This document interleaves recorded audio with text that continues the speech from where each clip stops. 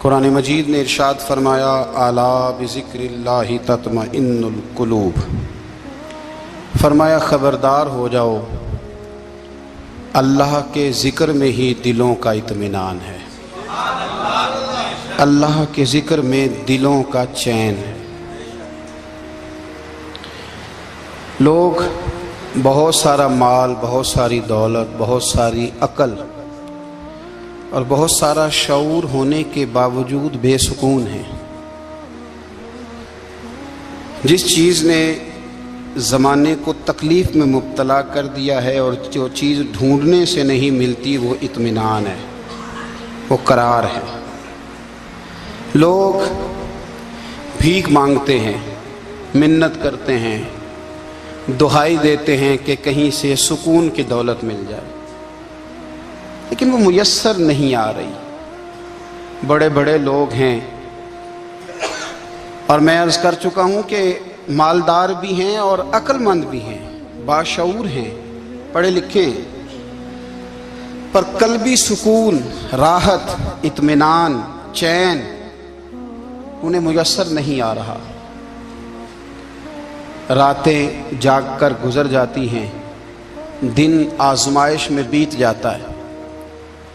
وہ کبھی اس کے لیے ٹھنڈے علاقوں کا سفر کرتے ہیں، کبھی دوستوں کی مجلسوں میں جا کر کے بیٹھتے ہیں، کبھی گھر سے دور اکیلے میں تنہائی میں وقت گزارنے کی کوشش کرتے ہیں، لیکن دولت سکون ناپید ہوتی ہے، میسر نہیں آتی۔ عرش کا رب فرماتا ہے کیوں تو بھٹکتا پھرتا ہے، کیوں دائیں بائیں جاتا ہے، چپ کر کے مسجد آ جا اور لوگوں سے بچ کے تنہائی میں میرا ذکر کر۔ اللہ ملے گا کیا؟ فرمایا الا بذکر اللہ تطمئن القلوب، میں تیرے بے چین دل کو چین عطا کر دوں گا۔ وہ تیرا تڑپتا اور پھڑکتا ہوا مزاج، اسے میں سکون کی دولت دوں گا۔ یہ تجھے کہیں اور نہیں ملے گا، یہ میری یاد میں ملے گا۔ یہ چین، قرار، سکون تجھے یہیں میسر آئے گا۔ اطمینان قلبی زندگی کا حسن ہے بھائی، دولت سکون اصل ہے۔ بڑے ٹھنڈے کمرے میں کچھ لوگوں کو نیند نہیں آتی، اور داتا صاحب رحمت اللہ علیہ آپ جائیں تو دونوں سڑکوں کے بیچ جو فٹ پاتھ ہے نا، اس پہ بھی کچھ لوگ سوئے ہوتے ہیں۔ ادھر سے بھی گاڑیاں گزرتی ہیں، ادھر سے بھی گاڑیاں گزرتی ہیں، لیکن بس نیند ہے نا، اللہ کا فضل ہے، اس نے دے دی ہے، آنے والوں کو آ گئی ہے۔ اطمینان قلبی، میرا معاشرہ بے سکون ہے، بے قرار ہے۔ مجھے کچھ لوگ کہتے ہیں جی میں آج کل بڑا بور ہو رہا ہوں، تو میں کہتا ہوں یار ہمیں تو ٹائم ہی نہیں ملا آج تک بور ہونے کا، نہیں وقت ہی نہیں اتنا میسر آیا، کون سا ٹائم نکالے جس میں بندہ بور ہو؟ وہ تو ہے کہ انسان کچھ فارغ ہو، کہیں اس کے پاس گنجائش ہو تو بور بھی ہو لے۔ کیسے بور ہو لیتے ہو؟ یہ کیا ہوتا ہے بور ہونا؟ زندگی میں اتنا وقت ہی کہاں ہے کہ انسان بور ہوتا پھرے اور یہ تصور بناتا پھرے کہ میں بڑی آزمائش میں ہوں، تو میں بڑے بور ہو رہا ہوں، تو میں بڑی تکلیف میں ہوں۔ تو وقت بہت زیادہ ہے ہمارے پاس، لایانی کاموں میں ضائع بڑا ہوتا ہے، تو ہم بور ہوتے ہیں، پریشان ہوتے ہیں۔ اللہ فرماتے ہیں یہ جو میری یاد ہے نا، لیکن اس کا بھی ایک طریقہ ہے یاد کا، اس طریقے سے اگر میرے رسول کریم علیہ السلام نے فرمایا اللہ کا ذکر اس طرح کرنا کہ دیکھنے والا تمہیں دیوانہ سمجھے، لوگ سمجھیں کہ کوئی مجنون ہے، کوئی جنونی ہے، کوئی پاگل ہے۔ یہاں اللہ تعالیٰ معاف کرے، آپ ذکر کی مجلس چھیڑیں، آپ نعت شریف کی مجلس چھیڑیں تو بہت سارے لوگ پروفیسر بن جاتے ہیں، وہ ساری نہیں ہلاتے، ان کی زبانی حرکت میں نہیں آتی۔ حالانکہ رب کریم کا ذکر اس طرح کرو کہ دیکھنے والا تمہیں دیوانہ سمجھے، کہیں اور کھونے کی ضرورت ہی نہیں۔ میرے حبیب گویا ہمیں فرماتے ہیں تو رب کے ذکر میں اس طرح کھو جا کہ تجھے دنیا کا خیال ہی نہ رہے، تجھے پھر دنیا کی ہوش نہ رہے۔ لیکن اگر نماز میں بھی خیال غیر آئے، ذکر میں بھی توجہ کہیں اور ہو، زندگی میں وہ عجیب لمحہ تھا، وہ میرے ساتھ تھا اور میں تنہا تھا۔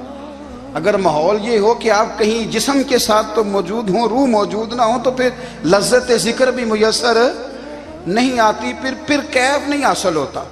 یاد رکھیں کہ اس طرح کھو کے رب کی یاد کہاں سے کیف آئے گا؟ الجھ ہی پڑا گئے ہیں، وہ مستی، وہ سرور، وہ کیف جو اللہ کے ذکر میں ہوتا تھا، جو کبھی مرشد کامل کے سامنے بیٹھ کر لوگ اللہ اللہ کرتے تھے تو لگتا یہ تھا کہ یہ یہاں ہیں ہی نہیں، یہ تو کہیں اور چلے گئے ہیں، یہاں موجود ہی نہیں۔ لیکن اب وہ موج نہیں، وہ شوق نہیں، وہ درد نہیں، وہ ذیل نہیں۔ اقبال تڑپ کے کہا کرتے تھے خیرت کی گتھیاں سلجھا چکا ہوں، یا رب مجھے صاحب جنوں کر دے، اللہ مہربانی فرما، وہ کیفیت دے، وہ سرور دے۔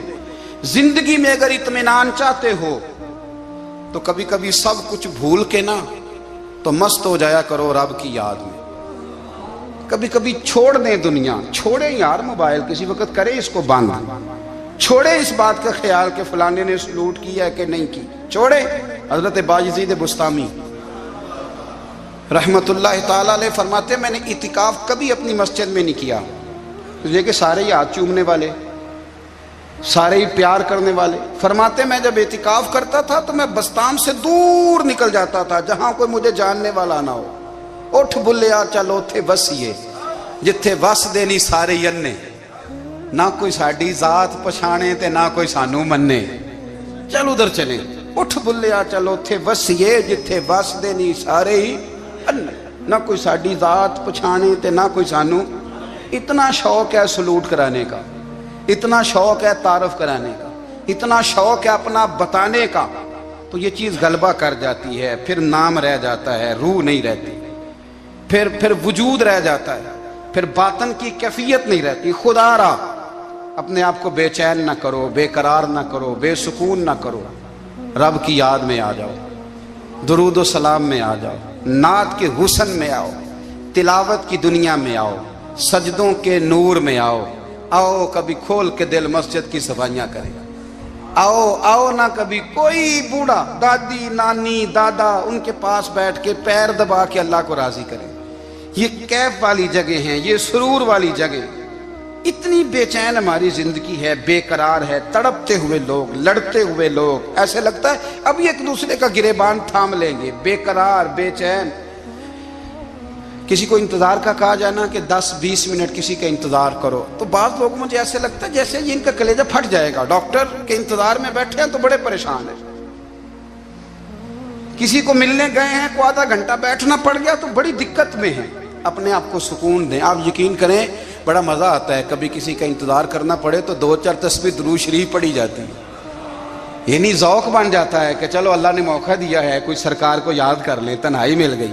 ہمارا مزاج جس سختی کا شکار ہے وہ سختی آہستہ آہستہ ہمیں زیادہ آزمائش میں ڈال گئی۔ تو میرے بھائی زندگی میں اطمینان حسن ہے، اور وہ سب سے زیادہ اللہ کی یاد میں ملتا ہے، وہ سب سے زیادہ رب کریم کے ذکر میں۔ سب سے زیادہ جو چاہتا ہے نا دل ٹھنڈا رہے، زبان میٹھی رہے، وہ مدینے والے محبوب پہ درود و سلام پڑھا کرے، وہ حضور پہ درود و سلام پڑھا کرے، زبان میٹھی رہے گی۔ میرا ذاتی تجربہ ہے کہ جو آدمی اپنے اخلاق سنوارنا چاہے وہ حضور پہ درود شریف پڑھے، جو اپنے اخلاق سنوارنا چاہے، طبیعت کو ٹھنڈا رکھنا چاہے، وہ درود شریف پڑھے، اس کا دل سکون میں آئے گا۔ کچھ کام اور ہیں زندگی میں اطمینان کے لیے، ان کا ہونا بھی بڑا ضروری ہے۔ سب سے پہلے اگر آپ چاہتے ہیں نا زندگی میں سکون ہو تو حقیقتوں کا سامنا کرنا سیکھیں۔ آپ جو ہیں وہ رہنا سیکھیں، جو آپ نہیں ہیں وہ بننے کی کوشش نہ کریں۔ حقیقت کا سامنا کرو گے تو زندگی اطمینان میں آ جائے گی۔ ہم نے نا بہانے بنا لیے ہیں، ہیلے بنا لیے ہیں، جھوٹ کے سہارے اپنے آپ کو اونچا کر لیا۔ ایک آدمی سے کہا جاتا ہے تو رشوت نہ لے، تو کہتا ہے میں غریبوں سے نہیں لیتا۔ تو میرا سوال یہ ہے کہ امیروں کا حساب لینے کی اللہ نے تیری ڈیوٹی لگائی ہے، تیرے ذمہ لگایا ہے کہ تو امیروں کا حساب کر، تمہیں کیا ضرورت پڑی ہے؟ ہم نا بہانہ کرتے ہیں، رشوت لینے والے کا الگ بہانہ ہے اور سفارش والے کا الگ بہانہ ہے۔ حقیقت کا سامنا کریں، حقیقت کا۔ جو میرے ذمہ داریاں ہیں وہ میں نے پوری کرنی، جو آپ کی ذمہ داریاں ہیں وہ آپ جان نہ چھڑائیں، حقیقت پسند بنیں۔ میرے رسول کریم، پھر پڑھیے درود شریف صلی اللہ تعالی علیہ وسلم۔ حضور صلی اللہ علیہ وسلم نے فرمایا کہ میری بیٹی سیدہ فاطمہ الزہرا رضی اللہ تعالی عنہا صرف جنتی نہیں، جنتی عورتوں کی سردار ہے۔ لیکن حضور نے یہ بھی فرمایا کہ فاطمہ یہ خیال رکھنا اگر اللہ نے حساب پوچھا تو حساب تم نے خود دینا ہے. حقیقت کی طرف توجہ کرائی حضور نے. وہ صرف جنتی نہیں، جنتی عورتوں کی سردار ہیں، پر حقیقت کی جانب توجہ. میں حقیقت یہ ہے کہ اگر مالک نے حساب پوچھا تو اس کی تیاری بھی کرنی ہے. دیکھیں نا، ہمیں کچھ یقین نہیں، اللہ معاف کرے کہ ہمارا حساب کیسا ہوگا، لیکن کتنے آزاد ہیں. یعنی بڑی دلیری سے بندے کہتے ہیں فجر نہیں پڑھتا جی، 3 پڑھتا ہوں جی، شاہ رہ جاتی ہے جی، کپڑے صاف، بڑی دلیری سے. اور سیدہ فاطمہ الزہرا نے ساری رات مصلی باندھ رکھا ہے، حالانکہ انہیں یقین تھا کہ رب مجھے بغیر حساب کتاب جنت دے گا. حقیقت کا سامنا کریں. جو حقوق آپ کے ہیں وہ آپ نے ادا کرنے ہیں، جو ذمہ داریاں ہیں وہ ذمہ داریاں ہیں. دیکھیں نا، حضرت موسیٰ کلیم اللہ علیہ السلام کے پاس اسرائیل روح نکالنے آئے تو حضرت موسیٰ نے تھپڑ مارا، آنکھ نکال دی. واپس گئے، اللہ انہوں نے تو جلال فرمایا ہے، کہا موسیٰ علیہ السلام سے کہیے بیل کی پشت پر ہاتھ رکھیں، جتنے بال ان کے دستے مبارک کے نیچے آئیں گے اتنے 1000 سال ان کی عمر بڑھا دی جائے گی. یعنی میرے کان میں کوئی بتا دے کہ جناب 60 سال بڑھ گئی، کیا آپ کے کان میں کوئی کہہ دے تو خوشی ہوتی ہے کہ نہیں؟ لیکن یہ حقیقت پسندی نہیں، اس لیے کہ 60 بھی گزر جائیں گے، 70 بھی، یہ حقیقت نہیں. حضرت موسیٰ کلیم، چلے میں مثال دیتا ہوں، سمجھ لیں 10 بال، حالانکہ بہت زیادہ آتے ہوں گے، 10 بال اگر حضرت موسیٰ کے ہاتھ کے نیچے آئے تو 10,000 سال تو عمر بڑھ گئی نا. 10 یعنی 10 سال نہیں، 10 100 نہیں، 10 بہت زیادہ تھی نا. تو حضرت موسیٰ کلیم اللہ علیہ السلام سے آ کے عرض کیا گیا حضور بیل کی پشت پر ہاتھ رکھیں، جتنے آپ کے ہاتھ کے نیچے بال آئیں گے اتنے 1000 سال عمر بڑھ جائے گی. تو حضرت موسیٰ نے حقیقت پسندی والی بات کی، فرمایا پھر کیا ہوگا؟ 10,000 سال کے بعد پھر کیا ہوگا؟ کہا حضور جانا تو پھر بھی ہے. فرمایا پھر ابھی چلتے ہیں. اگر جانا ہے نا، جانا ہے تو پھر، اگر جانا ہے تو پھر ابھی. اور سجنوں اگر نماز پڑھنی ہے تو ابھی کیوں نہیں؟ اگر داڑھی رکھنی ہے تو پھر رمضان کا انتظار کیوں کریں؟ ابھی کیوں نہیں؟ اگر سچ بولنا ہے تو پھر، اگر رزق حلال کھانا ہے تو پھر انتظار کاہے کا؟ حقیقت ہوتی ہے، بہانہ ہوتا ہے. حقیقت چھپ نہیں سکتی بناوٹ کے اصولوں سے، کیونکہ خوشبو آ نہیں سکتی کبھی کاغذ کے پھولوں سے. یہ بات یاد رکھیں. اگر جانا ہے تو حضرت کلیم فرمانے لگے پھر 10,000 سال کے بعد بھی جانا ہے تو آج بھی. ہمیں بے قراری زندگی میں اس لیے کہ ہم حقیقت پسند نہیں، ہم بہانوں میں، ہم ہواؤں میں جیتے ہیں، ہواؤں میں، خیالات میں زندگی گزارتے ہیں. بڑا ٹائم پڑا ہے، مثلاً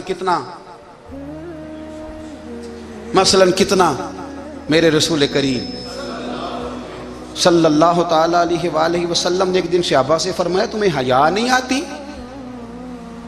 حضور کیا ہوا؟ فرمایا وہ والے مکان بناتے ہو جن میں تم رہ نہیں سکتے، وہ والا مال جمع کرتے ہو جو کھا نہیں سکتے، حیا نہیں آتی؟ عرض کی حضور حکم کریں. تو محبوب فرمانے لگے جوتے کا ایک تسمہ بند کرتا ہوں تو سوچتا ہوں دوسرا بند کرنے سے پہلے موت آ جائے گی. ایک سانس اندر جاتی ہے تو دوسرا آنے سے پہلے میں یاد کرتا ہوں کہ مجھے دنیا سے جانا ہے. تمہیں حیا نہیں آتی؟ وہ مکان بناتے ہو جن میں رہ ہی نہیں سکتے، وہ مال جمع کرتے ہو جو کھا. حقیقت پسند نہیں بھائی. ہم بہت سارے لوگ ہیں بڑی باتیں سناتے ہیں، بڑی. میں کہتا ہوں اصل میں نا زیادہ باتیں سنا کے نا بیچارہ اپنے آپ کو مطمئن کرنا چاہتا ہے. اصل بات یہ ہے کہ اندر سے نا ہلا ہوا ہے، کچھ بھی نہیں. بڑا زیادہ ہنستا ہے اور مجھے لگتا ہے کہ کوئی گہرا زخم چھپا رہا. اس لیے ملمہ سازی، حقیقت پسند بنو، حقیقت پسند. یاد رکھنا من ترک صلاۃ متعمدا فقد کفر. میرے رسول نے حقیقت بیان کی، فرمایا جس نے ایک نماز بھی جان بوجھ کے چھوڑی اس نے رب کے رب ہونے کا انکار کیا، اس نے کفران نعمت کیا. یہ حقیقت ہے، کوئی کلیریفیکیشن نہیں، کوئی وضاحت نہیں. جو نماز نہیں پڑھتا، جھوٹ بولتا ہے، غلط بیانی کرتا ہے. جو شخص رزق حرام کما کے کہتا ہے کہ اس کے بغیر گزارا نہیں چلتا، وہ جھوٹ بولتا ہے. اس لیے کہ رب فرماتا ہے جب تجھے پیدا کیا ہے تو تیرا رزق میرے ذمہ ہے. اللہ فرماتا ہے کہ لا یکلف اللہ نفسا الا وسعها، میں کسی پر وہ بوجھ نہیں ڈالتا جو اٹھا نہ سکے. نماز فرض کیا اس کا مطلب ہے ہم پڑھنے کے قابل ہیں. اس نے ہمارے ذمہ داریاں لگائی ہیں تو مطلب یہ ہے کہ ہم ذمہ داریاں ادا کرنے کے قابل ہیں، ورنہ وہ کہتا ہے میں وہ بوجھ ڈالتا ہی نہیں جو تجھ سے اٹھایا نہ جائے۔ اگر چاہتے ہو کہ زندگی میں اطمینان ملے تو خدا را حقیقت پسند والی زندگی گزارو۔ یہ فضاؤں میں زندہ رہنا، ہواؤں میں، اللہ بڑا معاف کرنے والا ہے، اللہ بڑا کریم ہے، معاف کر دے گا، تو بھئی یہ بات صحابہ کو بھی پتا تھی، یہ اہل بیت کو بھی خبر تھی، تو وہ تو ایک ایک بات کا لحاظ کرتے تھے۔ یہ غوث اعظم کو بھی پتا تھی، یہ ان کے والد کو بھی پتا تھی، جنہوں نے کسی کا ایک سیب کھا لیا تھا تو 12 سال اس کے گھر میں نوکری کرتے رہے، انہیں نہیں پتا تھا اللہ بڑا کریم ہے، معاف کر دے گا، ایک سیب ہی ہے نا۔ تو حقیقت پسندی آپ کو سکون دے گی، اور اگر آپ نے اپنے آپ کو غیر مطمئن کیا ہوا ہے، بات کچھ اور ہے، اور آپ نے اپنے آپ کو ڈال کسی اور طرف لیا ہے، تو پھر آپ کو سکون مل سکتا؟ سکون حقیقت پسندی میں، اصل میں سکون ہوتا ہے، اداکاری میں سکون نہیں ہوتا۔ تیسری بات سنیں، اگر آپ چاہتے ہیں زندگی میں مطمئن رہیں تو دنیا داروں سے امیدیں توڑ دیں، اللہ اور اس کے رسول سے امید وابستہ کریں، اولیاء اللہ سے امیدیں وابستہ کریں، صحابہ اور اہل بیت سے امیدیں، اللہ اور اللہ والوں سے امیدیں، دنیا داروں سے امیدیں۔ آپ کو پتہ ہے دنیا دار کی تباہی کب ہوتی ہے؟ جب انہیں خوش آمدی مل جاتا ہے۔ چودھری کا بیڑا اس وقت غرق ہوتا ہے جب اسے چودھری کہنے والے زیادہ ہو جاتے ہیں۔ سیٹھ صاحب اور نواب صاحب بیچارے تباہ تب ہوتے ہیں بھولے پن میں، جب ان کے دائیں بائیں ریلا ہوتا ہے سیٹھ صاحب کہنے کا، لوگ انہیں کھانا چاہتے ہیں، پیار ان کا نہیں ہوتا، ان کی جیب کا ہوتا ہے، محبت ان سے نہیں ہوتی، ان کی کرسی سے ہوتی ہے، ضروریات کا پیار ہوتا ہے، تباہ کر دیا جاتا ہے۔ ہماری ساری توقعات دنیا داروں سے وابستہ ہو گئی ہیں، ناراض نہ ہونا، پیروں نے، مولویوں نے، درویشوں نے، انہوں نے بھی سیٹ رکھے ہوئے جلسوں کی صدارت کرانے کے لیے، یعنی مذہبی جلسہ ہے، اس میں بہت زبردست پڑھے لکھے صاحب تقوی عالم کا خطاب ہے، اور کی صدارت وہ بندہ کر رہا ہے جس نے عشاء کی نماز بھی نہیں پڑھی، وہ بندہ صدارت کر رہا ہے، کیوں؟ اس لیے کہ اس نے لاکھ روپیہ دیا محفل میں۔ خدا را دنیا داروں سے امیدیں چھوڑ دیں، ورنہ آپ کمزور پڑ جائیں گے، آپ کی امیدیں ٹوٹیں گی۔ کتنا کمزور ہے وہ شخص جو 2-4 ہزار کے لیے کسی بندے کی چاپلوسی کرتا ہے، اس کے پیچھے بھاگتا ہے، خوش آمدیں کرتا ہے، تھوڑے سے نوٹوں کے لیے، دکھ سکھ میں کام آئے گا اس کام کے لیے۔ میرے رسول کریم علیہ السلام نے فرمایا، جس نے بندوں کو راضی کرتے کرتے رب کو ناراض کر دیا، اس کی دنیا بھی گئی اور آخرت بھی گئی، اور فرمایا جس نے بندوں کی پرواہ نہیں کی، اللہ کو راضی کیا، فرمایا اگر رب راضی ہو گیا تو لوگوں کے دلوں میں بھی محبت پیدا فرما دے گا۔ کیا ضرورت ہے خوشامد کرنا دنیا داروں کی، سیٹوں کی، نوابوں کی، چاپلو۔ اور میں آپ کو ایک بات بتاؤں، ہوتا پتہ کیا ہے؟ یہ جو حب جا اور حب با ہوتی ہے نا، اس سے پیٹ نہیں بھرتا۔ آپ کو اگر خوشامد کرنی ہے تو پھر آپ کو ساری زندگی کرنی ہے۔ پھر ان کو بھی پتہ ہوتا ہے کہ تعلق کس بنیاد پر ہے، اس میں کبھی بھی خلوص پیدا نہیں ہوتا، آپ بے چین رہتے ہیں، بے قرار رہتے ہیں، آپ کو تکلیف رہتی ہے ہمیشہ۔ کبھی بھی دنیا داروں سے امیدیں وابستہ نہ کریں۔ ایک بات سنیں بڑی شاندار، امام غزالی نے لکھی ہے۔ امام غزالی فرماتے ہیں کہ ہارون الرشید نہ حج کر کے واپس آیا بغداد میں، تو کونے میں حضرت بہلول دانا بیٹھے تھے، رش بہت تھا، مجمع بڑا تھا، حضرت بہلول دانا بھی سڑک کے کنارے بیٹھے تھے، تو سپاہی کہنے لگے یہاں سے اٹھ جاؤ، فرمانے لگے ہارون الرشید کی زمین نہیں، زمین میرے رب کی ہے، میں کیوں اٹھوں؟ وہ قریب سے گزرا تو سلام لی، تو آپ نے اس کا پروٹوکول دیکھا تو فرمانے لگے ہارون الرشید تجھ سے تگڑے تگڑے موٹے موٹے پروٹوکول میں نے لوگوں کے دیکھے ہیں، اور یہ جو تیرے دائیں بائیں آج تیرے نعرے لگا رہے ہیں، یہ پہلے ان لوگوں کے نعرے لگایا کرتے تھے، اور تھوڑا وقت گزرنے دے، جو تیرے بعد آئے گا نا، یہ سارے پھر ان کے نعرے بھی لگائیں گے۔ تو جھوٹ کی دنیا میں زندہ ہے، ان سے تو نے امیدیں وابستہ کی ہیں، یہ کل اس کے نعرے لگائیں گے۔ اس کے دل پہ بڑا اثر ہوا، گھوڑے سے اتر آیا، آگے کہنے لگا حضور آپ نے مجھے بڑی اچھی نصیحت کی ہے، میرا دل بڑا ٹھنڈا ہوا ہے، میں نے سنا ہے آپ مقروض ہیں، کچھ لوگوں کا قرض، تو مجھے کوئی حکم ہی کر دیں۔ آپ ہنسنے لگے، فرمانے لگے یار تو بڑا ہی بیوقوف ہے، بڑا ہی بیوقوف ہے تو، میں تجھے نصیحت کر رہا ہوں تو مجھے الجھا رہا ہے، حضور کوئی حکم کر دیں کیا خوبصورت انداز ہے رب کریم کے بندوں کا. حضرت بہلول دانا فرمانے لگے تیرا رب کون ہے؟ کہا اللہ. تو فرمایا میرا کون ہے؟ کہا اللہ. فرمانے لگے یہ تو نہیں نہ ہو سکتا کہ اللہ ہارون رشید کو دیتا رہے اور بہلول دانا کو بھول ہی جائے. یہ تو نہیں نہ ہو سکتا کہ ہارون رشید کو دیتا رہے اور بہلول دانا کو بھول جائے. فرمایا اس کا دل، اس کا ارادہ ہوا، ارادہ قدرت ہوا کہ بہلول مقروض رہنا چاہیے. تو اگر رب مجھے رکھنا چاہتا ہے، دکھ قبول محمد بخشا راضی رہن پیارے، اگر وہ چاہتا ہے میں مقروض رہوں تو میں بھی چاہتا ہوں کہ میں مقروض ہی رہوں. یہ تو نہیں نہ ہو سکتا کہ تجھے دے اور مجھے نہ دے. فرمایا میری تجھ سے کوئی امید نہیں، مجھے جب بھی دے گا میرا رب بھی دے گا، اور وہ دے گا تو پھر انشاءاللہ خزانے کھول کے دے گا. دنیا داروں سے امیدیں وابستہ کرنا، لوگوں کے پیچھے، یہ چھوڑ دیں. آپ بے چین رہیں گے، بے قرار رہیں گے. اللہ والوں سے ضرور امیدیں وابستہ کریں، اس لیے کہ ان کے پاس جو کچھ ہوتا ہے وہ دراصل رب کا ہی ہوتا ہے. لیکن سیٹھوں سے، نوابوں سے، سیاستدانوں سے باز آ جائیں. ہماری بڑی امیدیں وابستہ ہیں. میں اکثر کہتا ہوں جتنے پھیرے نوکری کے لیے دنیا دار کے دروازے پہ لگائے ہیں نا، اس سے کم دفعہ مسجد میں نفل پڑے ہوتے تو رب اتنی بڑی مہربانی فرما دیتا.